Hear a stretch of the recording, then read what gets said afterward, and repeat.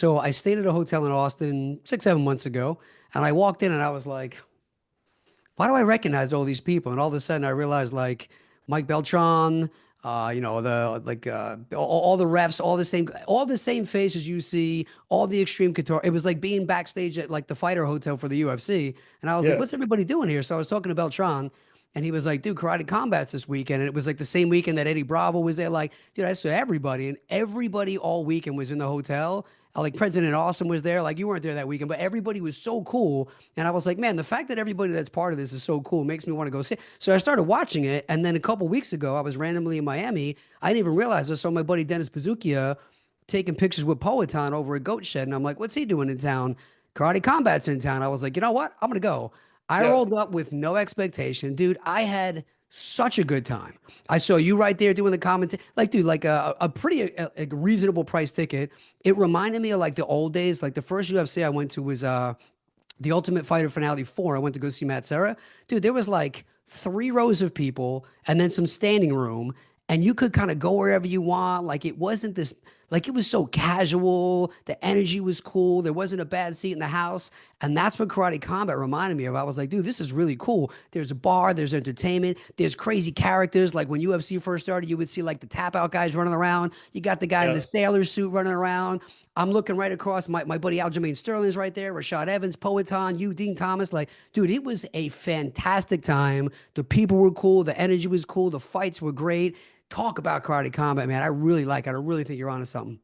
Yeah, that was a gift that they gave to me. Like 5 years ago, they called me and they said, "Hey, we're going to start a full contact karate organization. We need a commentator." I go, "Sign me up." Because what do you mean? I go, "Well, I started with karate, karate, taekwondo. Then I started doing Thai boxing, competing Thai boxing, then MMA come along, and now if I can pull it back to karate, I mean, what a great way to come full circle. That would be awesome. And full contact. Oh man, sign me up." So then immediately I saw it was completely different what everybody else did. They started doing the CGI behind it. Now we're in the future, then we're in the past, then we go in space. I mean, we can go back. We went back to Okinawa, and then we talked to the founder. It was, of course, actors all. But while we're doing the show, we're talking to the founder. How did you start with doing karate, and what does it mean? And so we got all this information for those kind of people. And now it's just taking it by storm. In the beginning, the karatekas, they would literally come from point karate, right? So they would, in the fight, they go, yeah, they would stop. And then the other guy would just keep going. They go, oh shit, I got to keep going. So they started cross training. And once they started cross training and boxing and kickboxing, suddenly the level started, because these are guys who go to the Olympics, they're suddenly starting to get really good. Okay, now it's time for other people to invite to the show. So now we have these great name strikers, even from Thailand. I mean, people are coming in who want to test karate combat to see if it's really that big. And good luck. I mean, I always talk about this. That Raymond Daniels, he probably hates it because I love this guy, by the way, so he knows that also. But he had to fight against the GOAT, Rafael Agaev, who's like 42 years of age. What is it, 5 world titles, 8 European or 11 European titles. I mean, he's the GOAT of karate. But karate. And if I had to bet my house on an opponent, I would have put it on Raymond Daniels because it's Raymond Daniels. But Raymond lost to a karate guy who had his third fight full contact.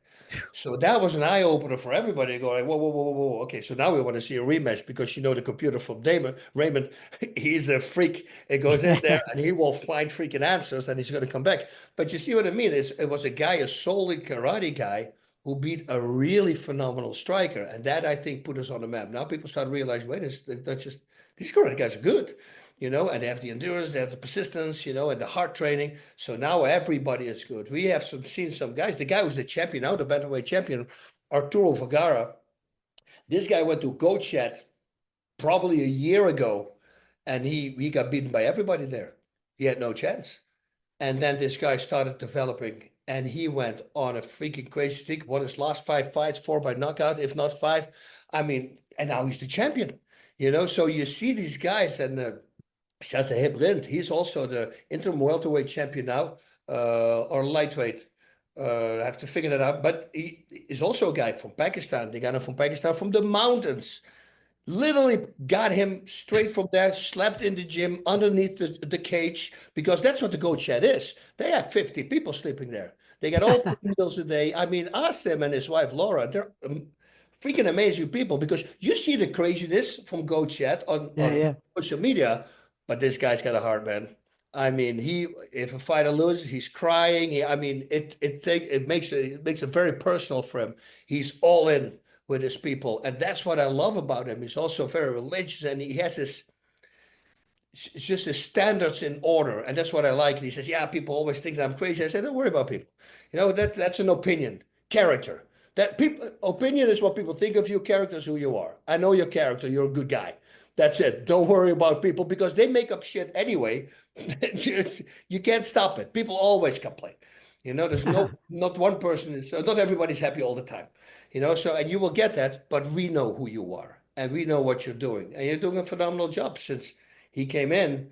I mean, he propelled this show even higher, even bigger. That's awesome, man. So if people want to catch it, I highly recommend it. You know, I tell people, a lot of people want to find out about, like, well, I want to go to a UFC fight because I want to meet the fighters. I was like, you got a better shot of running into some of your heroes and getting a hug and a picture at a karate combat event than you do at a UFC event. Yeah, we have it next week, 2 weeks, the 28th in Colorado. We're there. But the people also, you get the app, and they say, oh, everybody wants it. Yeah, I got it. But they work with uh, Bitcoin, Jesus. What do you call it? Jeez, I have a whole portfolio, and I can't believe that I don't know the name now. No, no Crypto, worries. crypto, just Crypto, dude. there you go. So they have their own crypto coin, Oh, karate gotcha. token. Right now, it's super cheap. If I were you, I would go buy for $200 karate tokens and start gambling on the fighters. We can't call it gambling. We can call it only upgaming only. Why? Because you can't lose. So you'll be a moron if you don't do it. So if you bet for a fighter, the fighter loses, you don't lose anything. If you bet for a fighter, he wins, you get 90% of the winnings. 9% goes to the fighter, 1% goes to the losing fighter. So they're going Ah, to get some money from it as well. So now it becomes interesting. And the people on the app, they decide the rules. Like, for instance, when we started karate, there were no knees, there's no kicks to the thighs, there's only calf kicks, no knees to the face, no long hooks were not, no uppercuts were allowed. Well, once we gave everything in the power of the people, so the people who start gambling on the app, they say, hey, we want to see hooks. Boom, hooks got added. We want to see normal low kicks. Got added. Knees to the body and to the face. Got added. We love to see elbows. Well, friends requested. Elbows are really like, you see, now we got the ground and pound. You're allowed to take somebody down. You can't grapple because it will stop the fight. But if you stay in the squatted position or knee on belly, which is also illegal, you can just beat as long as you want. At the beginning, it was only 3 seconds. Now they voted. We wanted to let go until the referee stops it. Okay, so all these rules, now we're fighting. It's Thai boxing what we're doing right now, pretty much. Thai boxing with takedowns and ground and pounds over the people. And then the space you already talked about with the 45-degree angle walls, it's makes it a whole different thing. You can use these walls, you can run up to them. Raymond Daniels got locked up in the corner, just runs through the corner out, and he's down again. He did it also when he was ground and pounding a person. He just walked up the corner, was on the other side, bang, bang, bang. And so he's right away, because he's got this crazy mind, he starts using the pit as well. Now, there's a downside. If you fall with your back against the wall, you're not considered down. Anything goes. I can literally post my hand next to you and then just elbowing you in the face, kneeing, whatever I want to do, you're still legal. Once you sweep him and he touches the ground, now it's a grounded opponent.